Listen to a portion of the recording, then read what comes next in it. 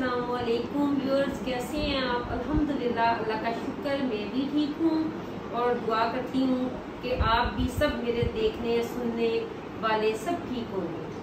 तो आज के दिन का वीडियो का आगाज़ करते हैं दुआ से। हम आज बोलेंगे दुआ पे, ठीक है। वो क्या, किसी शायर ने कहा है कि ए कातिबे तकदीर मुझे मायूस न करना, तकदीर बदलती है दुआओं के असर से। तो इसी पे हम बात करते हैं। जो दुआ है वो हमारे या आपके दिल की वो जो तर्जुमानी का नाम है। आपके दिल में जो होती है ना, जो भी आपको होता है वो उसकी तर्जुमानी का नाम दुआ है। तो दुआ जो है वो मोमिन के लिए बहुत बड़ा हथियार है।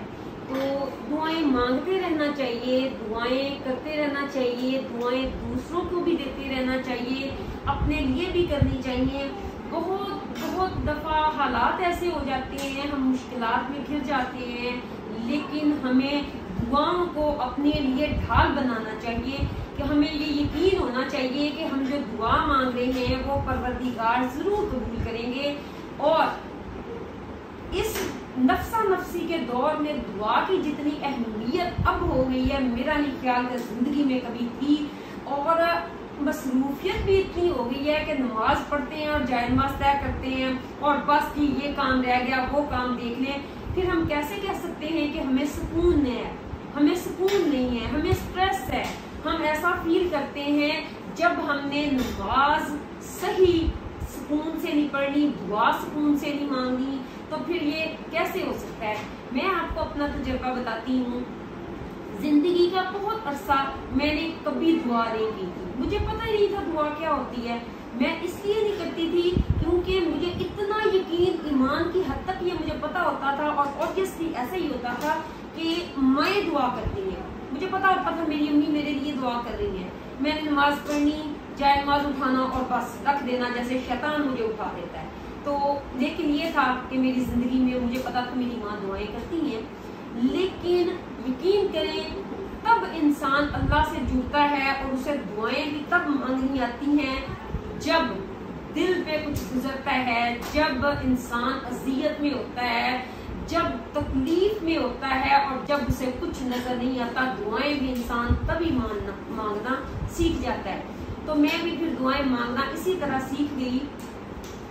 आपको एक बात बताती हूँ, मुझे नहीं पता कि वो बात कहाँ तक सही है या उसका हमें हमारे इस्लाम में, शरीयत में कितनी वो सही है, लेकिन मैंने सुनी हुई थी।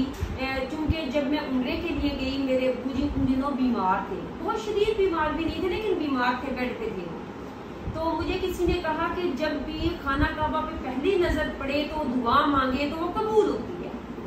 वो बात कही मेरे ना लाशऊर में बैठ गई। मैं ना देखा, मैं गई, जब मैंने खाना काबा को देखा ना, तो यकीन करिए एक तो मेरे रोंगटे खड़े हो गए।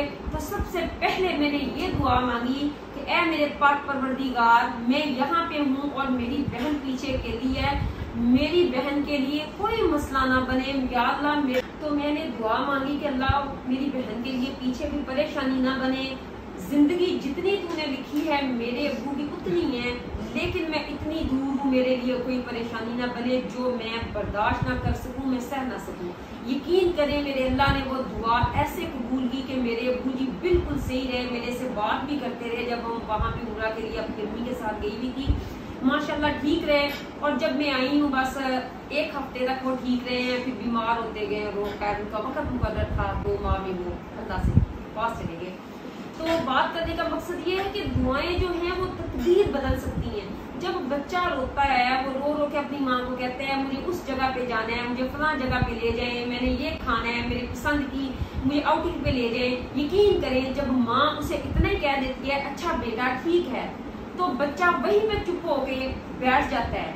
यानी इतनी सी बात, ये जी हजूरी वाली जो है ना, यही हमें दरकार है। जिस दिन हमें ये मिल गई ना, यकीन करें दुआ का कबूल होना भी हमारे लिए वो उससे बढ़कर बात होगी। इसलिए कहीं भी मिले, मैंने ये भी देखा है हमारी आम रूटीन में, जिंदगी में कोई लोग मिलते हैं, कोई भी कुछ कहते हैं तो मैंने ये देखा है, ये मुहावरतन लोग कहते हैं کہ ہاں دعا میں یاد رکھیے گا، یا ہم کسی سے دعا کے لیے کہتے ہیں مجھے کوئی یقین کرے دعا کے لیے کہتا ہے، یا مجھے کوئی کہتا ہے کہ کیا کریں، تو میں تو اس کے ہاتھ چوم چوم کے لپٹ لپٹ کے کہتی ہوں کہ میرے لیے کائنڈلی دعا کریں، زندگی سکون کی ہو، تندرستی کی ہو، ہدایت والی ہو، آسانیوں والی ہو، ٹھیک ہے۔ اور جب بھی کہیں کوئی بیمار ہے، کوئی بھی ہمارے رشتہ دار، عزیز و اقارب، ہماری فرینڈز ہیں، جو بھی جہاں جہاں بھی کوئی پریشانی ہے، لازمی بہترین تحفہ یہ ہے کہ اسے آپ دعا دیا کریں۔ اس سے بڑا تحفہ دنیا میں کوئی نہیں ہے۔ آپ ایک دفعہ اس پہ عمل کر کے دیکھیں، اپنے آپ کو، اپنے اندر کو اس پہ راضی کر کے دیکھیں کہ دعائیں ہماری زندگی میں کتنی امپورٹنس رکھتی ہیں۔ میری دوست جہاں سے میں نے بہت زیادہ دعائیں مانگنی شروع کی، میری دوست ہوتی ہے، دور ہوتی ہے میرے سے، بہت دور، میں مل نہیں پاتی اسے، وہ پچھلے 3-4 سال سے اتنی اذیت تکلیف میں ہے، تو یقین کریں میرا سارا دن، میرا ساری رات، جب بھی آنکھ کھلے میں اس کو دعا دیتی ہوں کہ پروردگار سے شفائے کاملہ دے، اللہ تعالیٰ اس کی ساری تکلیفیں دور کر دے میرا پروردگار۔ اسی طرح سب اپنے بہن بھائیوں کے لیے، ہمسایہ سب کے لیے دعاؤں کے محتاج ہوتے ہیں۔ ایک اور میں آپ سے واقعہ شیئر کرتی ہوں کہ 4 دوست کہیں جا رہے تھے، ان میں سے ایک حضرت عبداللہ ابن عمر بھی تھے، ان میں حضرت عمر فاروق رضی اللہ تعالیٰ عنہ کے بیٹے بھی تھے۔ تو وہ چاروں کہیں جا رہے تھے، تو وہ کہتے ہیں کہ کیوں نہ آج کوئی دعا کی جائے، اور انہیں یقین ہوتا ہے کہ وہ قبول بھی ہو۔ ان میں سے ایک دوست کہتا ہے کہ میرا دل چاہتا ہے کہ میری شادی حضرت امام حسین رضی اللہ تعالیٰ عنہ کی بیٹی سے ہو۔ تو وہ سارے آمین کہتے ہیں، تو وقت گزرتا ہے، آگے چل کے وہ معاملہ ویسے ہی ہوتا ہے، ان کی شادی وہاں پہ ہو جاتی ہے۔ اس کے بعد دوسرا آدمی کہتا ہے کہ اے اللہ تعالیٰ مجھے دنیا جہان کی دولت، نعمت، سارا کچھ ملے اور میں امیر ترین دنیا کا انسان بنوں۔ وہ آمین کہتے ہیں، اور وہ واقعی اس کے بعد ویسے ہی معاملہ ہوتا ہے۔ تو جو تیسرا دوست ہے نا، وہ کہتا ہے کہ اے اللہ میں چاہتا ہوں میں دنیا کا بہت بڑا معلم بنوں، میں ایک مشہور عالم بنوں، میں لوگوں کو علم دوں۔ تو وہ بھی آگے جا کے معاملہ ایسے ہی ہوتا ہے کہ وہ بعد میں معلم ہی بنتا ہے۔ تو حضرت عبداللہ ابن عمر جو ہوتے ہیں نا، وہ خاموش رہتے ہیں، سوچ رہے ہوتے ہیں۔ تو باقی تینوں دوست کہتے ہیں کہ آپ کیوں نہیں کچھ مانگ رہے؟ تو پھر آپ نا رضی اللہ عنہ سوچتے رہتے ہیں، آخر آپ دعا کرتے ہیں کہ اے اللہ بخش دے مجھے، اور اللہ تعالیٰ انہیں بخش دیتے ہیں۔ کیا پھر دین، کیا دنیا، کیا گناہ، کیا ثواب، سب ہی بخش دیے جاتے ہیں۔ دعا کی یہ اہمیت ہے، لیکن یقین کامل کے ساتھ مانگیں کہ جو ہم مانگ رہے ہیں وہ ہمارا رب اگر ہمارے حق میں وہ بہتر ہے تو وہ ہمیں ضرور عطا کرے گا۔